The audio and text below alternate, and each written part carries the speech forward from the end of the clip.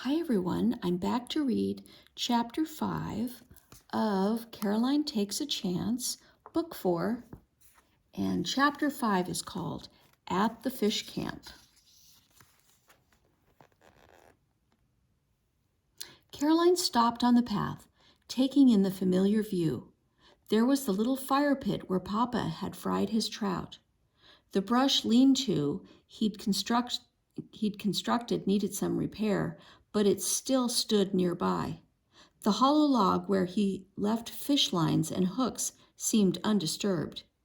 Being here brought tears to her eyes. This is a special place, Caroline thought. She and Papa had shared many happy hours here. As she walked through the clearing and down the path to the lakeshore, she felt Papa's presence in her heart.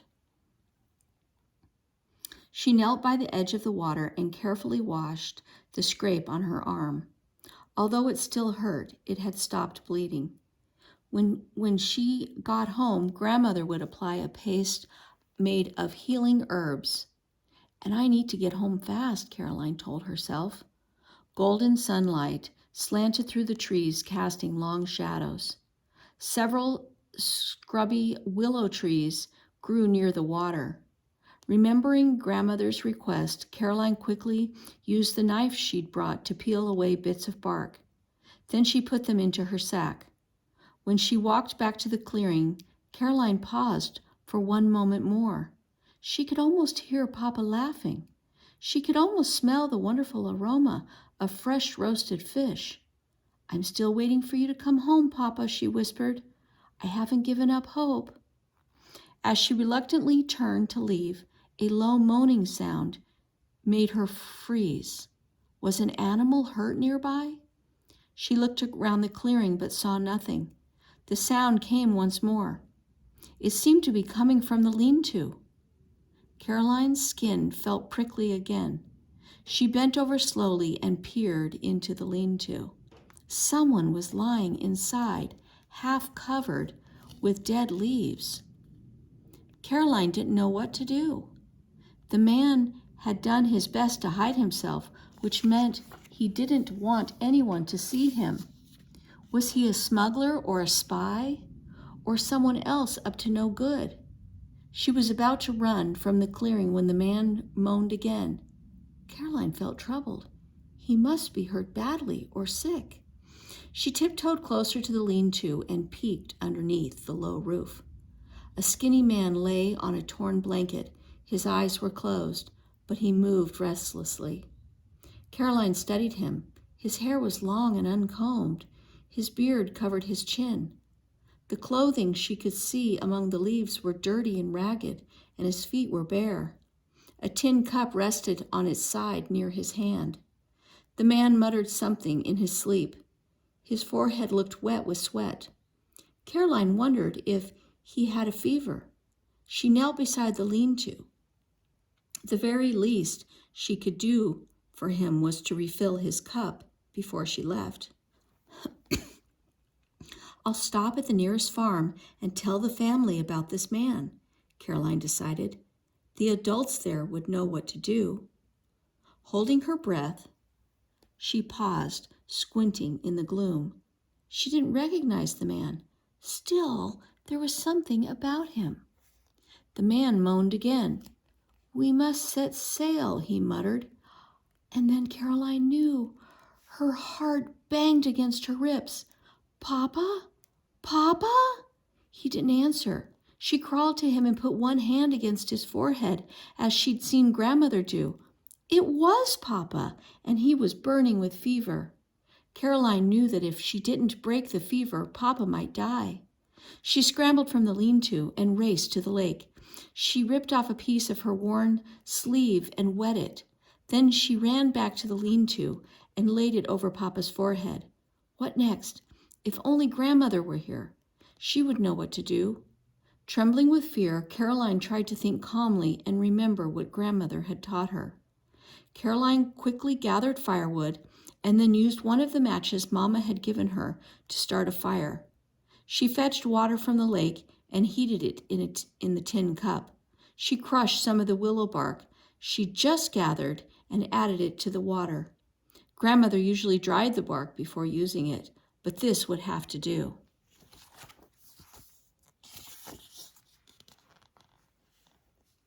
When the tea was ready, Caroline crawled back into the lean-to.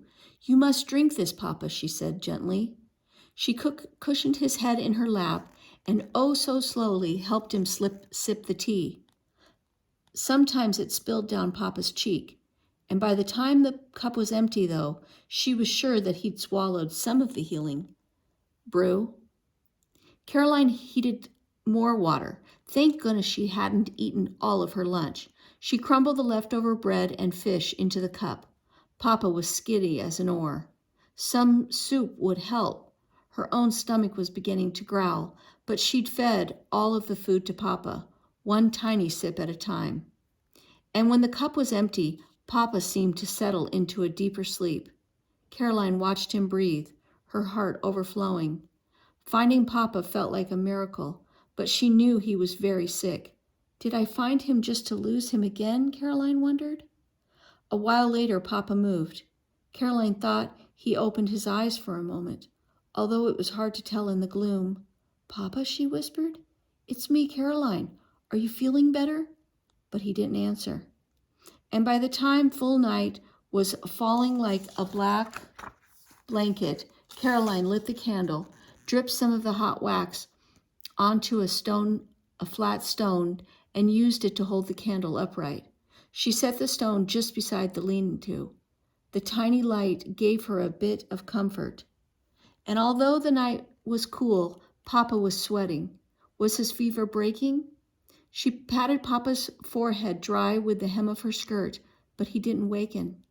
She lay down beside him.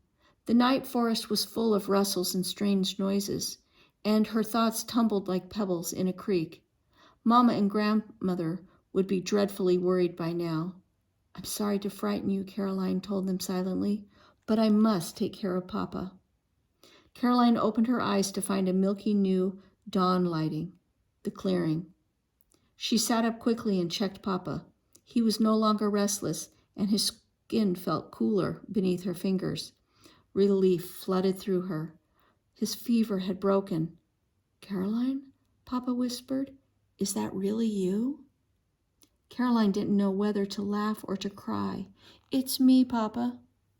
"Oh, my dear daughter, I feared I'd never see you again." Papa blinked as if he didn't believe his eyes. "How on earth did you find me?"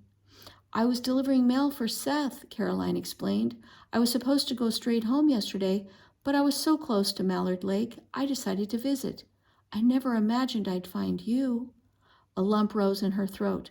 "But what are you doing here?" "I escaped from the British, and I've been making my way home," Papa said in a husky voice. "I got this far, but I couldn't go any farther. I was very hungry. I hoped I might find my fishing line and hooks still tucked into the hollow log, but by the time I got here, I was too weak to use them." "You've been ill," she told him. "You had a terrible fever last night. How long have you been traveling?"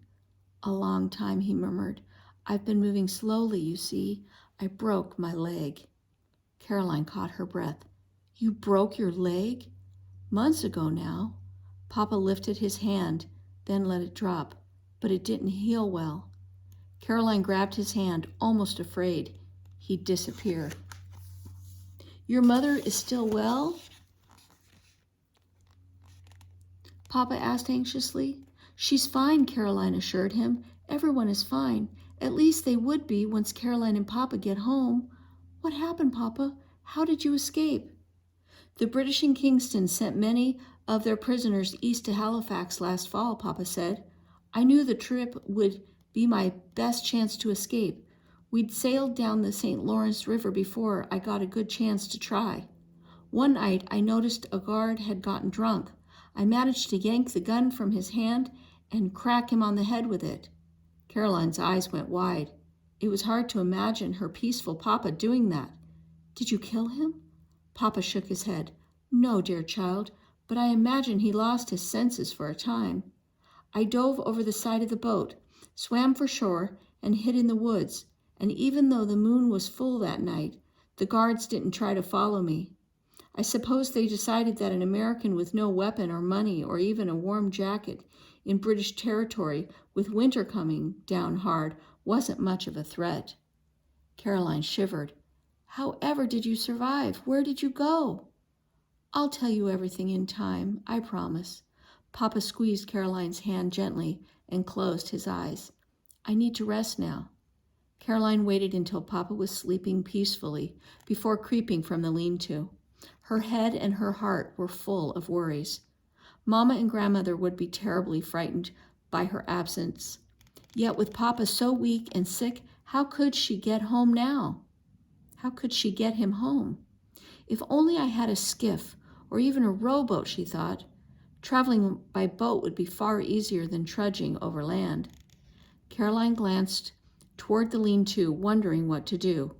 She could leave Papa sleeping and run to get help, but if a smuggler or other troublemaker stumbled across the fish camp, what if Papa never grew worse? Fever grew worse again after she left. I must stay here with Papa, she decided. I must help him get stronger so that we can go home. While Papa slept, Caroline searched the woods nearby until she found a sturdy, U-shaped stick that she thought might work as a crutch. She stuffed Seth's mail bag with leaves and tied it into the notch to cushion Papa's arm when he leaned against it. Papa's fishing gear was still in the hollow log. Caroline turned over stones until she found a worm to put on the hook. Then she went down to the shore to try her luck. It seemed to take a very long time to attract a fish, and several times she went back to the lean-to make sure Papa was sleeping. Finally, she felt a tug on the line, and a small white fish was on the hook. She wanted to shout with joy, but it took all of her concentration to pull the line to shore without the fish getting away. She had helped Papa and Grandmother clean fish many times, and while the white fish roasted on a stick beside the fire, she gathered some tender fiddlehead ferns growing near the campsite. And when the fish was cooked, she made a cup of watery white fish and fern soup for Papa. By the time that was done, Papa was awake again. She found him sitting up beside the lean-to. Oh, Papa, she said thankfully, you're looking better. I'm feeling better too, Papa said.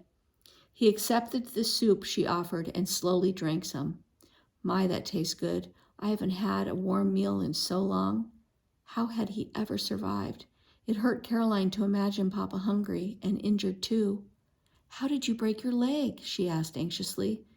I was so eager to cross the St. Lawrence River and reach American soil that I was careless, Papa told her. Careless? Caroline asked. She'd never known Papa to be careless. After I escaped, I began making my way west, staying hidden, waiting for the river to freeze, Papa explained. I set out as soon as the ice looked passable. I should have waited a few more days, though. I was almost to shore when the ice cracked and opened up right in front of me. I made a mighty leap, trying desperately to make it to the beach. I knew I'd freeze to death if I fell into that water. Caroline's heart raced, as if she were facing the dangerous jump. Suppose he hadn't made it across. Papa drained the last of the soup before continuing. I did make the beach, but I landed on a rock and broke my leg. I would have died there if not some Oneida men hadn't found me the next morning. One of them set my leg, and they took me to their village. I spent the winter there with the Indians, and by the time the snow finally melted a few weeks ago, I knew my leg was as strong as it was going to get. So I thanked my Oneida friends and began walking home. Why didn't you send for us word? Caroline exclaimed. I didn't know whom I could trust, Papa said simply. I knew that some of my old friends remained loyal to the British and might turn me in instead of helping me. He smiled at her.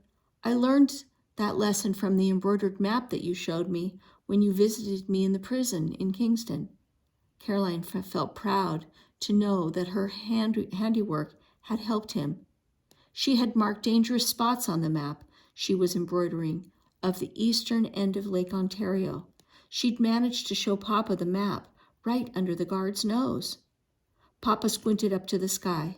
Perhaps we should head for home. Are you feeling strong enough for that? Asked Caroline. It was hard enough to tend him here at the fish camp. She didn't want him to collapse when they were halfway home. Perhaps we should wait until tomorrow, Papa considered. Let's start off and see how I do, he said finally. Your poor mother must be beside herself with worry about you.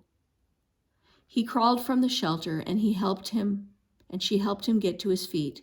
He rested an arm across Caroline's shoulders and took one careful step and then another. I think I can do it, he said.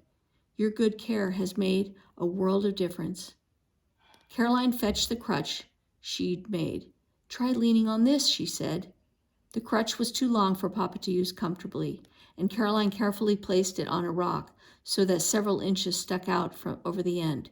Careful, she told herself. As she broke off too much, she'd have to search for another stick. That might take a long time. Caroline held her breath, then she snapped off the end of the crutch by stomping on it with one foot. Papa gave it another try. Perfect, he said. Nicely done, Caroline. Caroline didn't like the way Papa limped, even with the crutch. She didn't like the way he pitched his mouth tight every time he put his weight on his right leg. If there's any of that fish left, we should eat it now, Papa said, and then we'll get started. Papa hesitated, then nodded. All right, Papa, she said. Let's get ready to go. Twilight and rain fell together that evening as Caroline and Papa inched their way home. Despite the crutch, Papa limped more and more slowly. At one of the farms they passed, a woman gave them each a bowl of stew, but Papa refused her offer to spend the night. We must get home, he insisted. As they plodded forward, Papa's chin sagged toward his chest, as if he was falling asleep. Caroline tried to keep him awake by telling stories about everything that had happened at home since he'd been captured. She'd gotten to the fishing trip and Hickory Creek by the time they turned from the trail onto the main road to Sackett's Harbor. Suddenly, Caroline heard a crack. Papa stumbled, then went down on one knee. The crutch had broken. We must rest, Caroline thought. She looked around and pointed to a fallen log near the road. Thick tree branches overhead provided some shelter from the rain. Let's sit for a moment, Papa. When they were settled on the log, Papa gave her a weak smile. So you and Seth and Rhonda had a good fishing trip? He asked, encouraging her to continue the story. Well, no, Caroline confessed, and she quickly told him about the British sloop that they had tried to capture Irish Jack's bateau. I knew we needed to block the channel, she said, but suddenly her voice caught. Part of her was eager to blurt out the truth about destroying the skiff. Part of her didn't want Papa to know. What's troubling you, daughter? Papa asked softly. Oh, Papa, Caroline cried. To block the channel, we had to sink Sparrow. The sloop sailed away, and the American supplies were saved. But we lost our skiff. I'm sorry. I had to make a choice very quickly, and her voice trailed away. Papa was quiet for several moments. He is disappointed in me, Caroline thought miserably. Finally, Papa said, I think I know how you feel. When I was a prisoner on that British boat and saw a chance to escape, I had to act very quickly. Diving overboard might have been a bad decision. I might have died while I tried to get home. Sometimes all we can do is take a chance and hope for the best. Papa did understand. Relief rushed through Caroline. Well, you are almost home now, she said stoutly. Let's start walking again. As they went on their way, Papa leaned more heavily on Caroline. Her knees trembled with the effort to keep them both going. It was getting dark and the rain was falling harder. Soon they would both be soaked. In Papa's weakened state, that might bring back his fever. Papa was determined, though. "And I'll keep going too," Caroline promised herself fiercely. "Watch for the ruts, Papa. They're wicked." It seemed to take forever, but finally Papa and Caroline reached Sackett's Harbor. As they turned onto their lane, she heard someone calling her name. It was Mama. Caroline felt a burst of energy. "Wait here," she told Papa. "Lean against this tree. I'll get help." Papa nodded. Caroline left him and stumbled toward their house. "Here!" she cried. Mama appeared from the gloom. She carried a lantern, its tiny light flickering like a firefly. She set it down and grabbed Caroline into a crushing hug. "Oh, thank God," she whispered. "I thought I'd lost you." Then Mama stepped back. Beneath the edge of her cap, her face was white. "Caroline Abbott, where have you been?" she demanded. "You frightened me out of my wits." "I'm so sorry, Mama," Caroline said quickly. "But please come with me. We need help." "We?" Mama asked, but Caroline was already splashing back through the mud toward Papa. She heard Mama close behind her. In the dim light, they were almost upon Papa before she heard Mama gasp. "John?" she cried. Papa opened his arms. "Oh, my sweet wife." Caroline felt a lump rise in her throat as she watched her parents cling to each other in the rain. "Oh, thank you, God," she whispered. "Thank you for bringing Papa back to us." Finally, Mama pulled free. She wiped tears and raindrops from her cheeks. "Oh, John, I can scarcely believe it's you," she said. "But how? Where?" "I'll tell you the whole story once we're home," Papa promised. "I can say that I wouldn't be here now if Caroline hadn't found me. I was sick and starving and too weak to travel any farther." He put one hand on Caroline's shoulder. "You saved my life, child." Caroline pressed her cheek against Papa's hand. His words warmed her inside. Mama looked at Caroline. "How did you ever?" "Oh, no, never mind now. I'll hear the story later, too. Now let's get back to the house." She pulled one of Papa's arms over her shoulder so that she could help support him. Caroline blinked back tears. It was still hard to believe that Papa was really, truly here. She knew that the war was far from over. Rhonda's father was away fighting, and Caroline's cousin Oliver had joined the Navy, and Seth too. The British might attack Sackett's Harbor at any moment. But those troubles and worries can wait for tomorrow, Caroline thought, as she slid her arms around her father's waist. "Lean on me too, Papa," she told him. Together at last, the Abbott family headed toward home. And that is the end of our book, Caroline Takes a Chance, Book 4 of the Caroline books. And next time I will read Looking Back in 1812.